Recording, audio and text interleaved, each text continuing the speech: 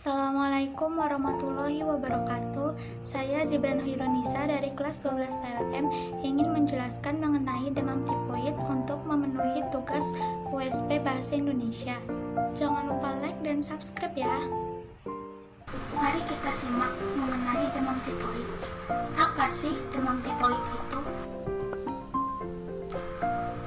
Jadi, demam tifoid itu atau yang biasa kita kenal dengan demam tipes adalah infeksi yang disebabkan bakteri Salmonella typhi yang menyebar melalui makanan dan air yang terkontaminasi atau kontak fisik dengan seseorang yang terinfeksi.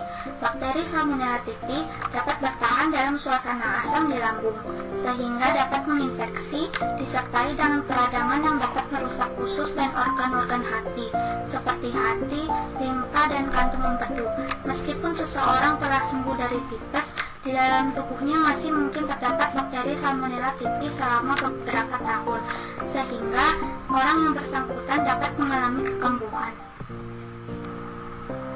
Berikut ini merupakan tes yang dilakukan di laboratorium.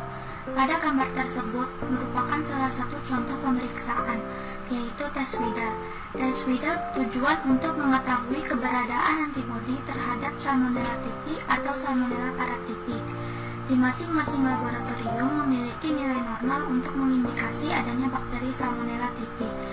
Biasanya, hasil tes dengan titer lebih dari 1:160 sudah dinyatakan menderita penyakit tipes. Pada pasien yang sudah memiliki antibodi Salmonella typhi, meskipun saat itu dia tidak sedang sakit, hasil Widal tetap menunjukkan hasil positif. Untuk pemeriksaan kultur bakteri, sampel yang digunakan adalah feses, darah, atau urin. Sampel akan dilakukan isolasi dan indikasi bakteri. Gejala yang biasa terjadi oleh orang yang terjangkit demam tifoid adalah suhu tubuh meningkat, tubuh menjadi lemah dan lemas, mual, kehilangan nafsu makan, dan terjadi penurunan berat badan, berkeringat dingin, batuk kering, nyeri pada otot, dan terjadi diare atau sebalik. Pola khusus gejala demam tifoid.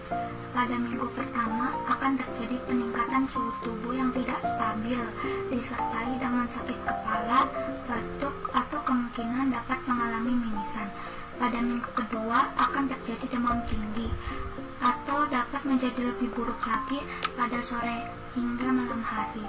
Bintik merah mulai muncul pada bagian bawah dada dan perut. Terkadang penderita juga mengalami nyeri perut dan diare. Kemungkinan juga dapat terjadi pembengkakan hati dan limfa. Pada minggu ketiga akan mulai muncul terjadinya komplikasi bila penanganan dan terapi tidak tepat.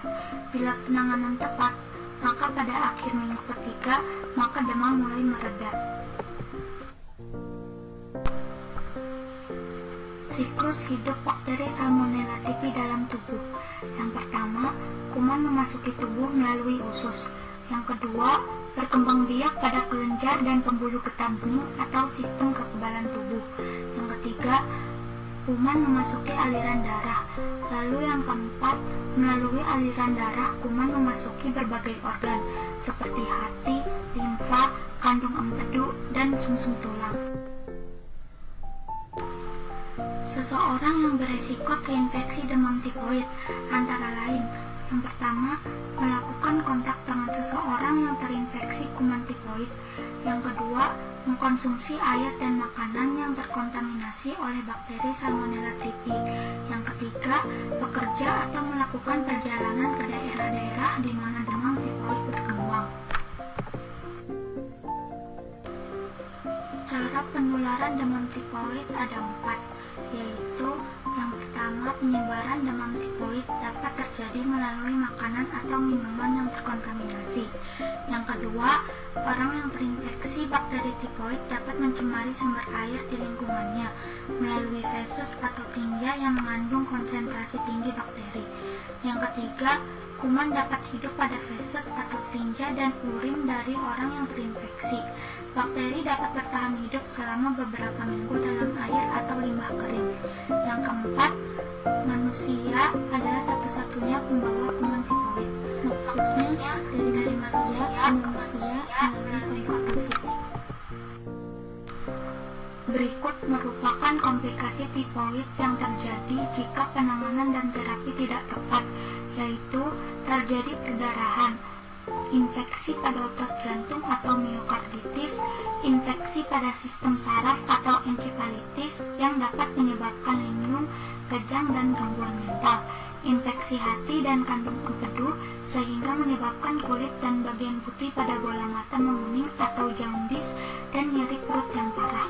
Terkadang dapat terjadi gagal ginjal, mengalami dehidrasi atau kekurangan cairan pada tubuh, infeksi pada seluruh tubuh, dan terkadang dapat jadi radang pankreas di mana ini dapat menyebabkan nyeri yang parah pada bagian perut atau punggung dan gangguan pencernaan.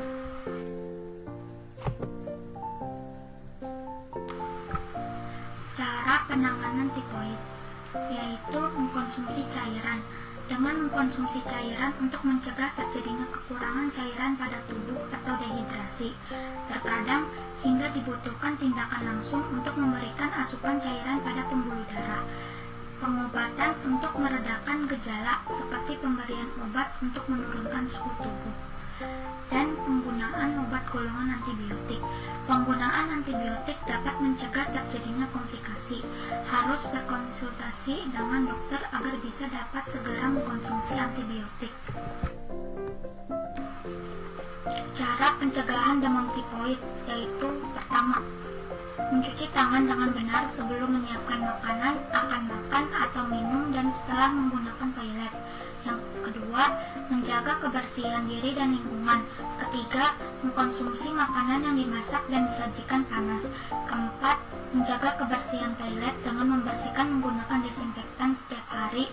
Kelima, mengkonsumsi minuman dalam kemasan atau air yang direbus. Keenam, mencuci makanan dan mengolahnya dengan tepat. Terima kasih telah menyimak penjelasan dari saya. Kurang lebihnya mohon maaf. Wabillahi taufik wal hidayah. Wassalamualaikum warahmatullahi wabarakatuh.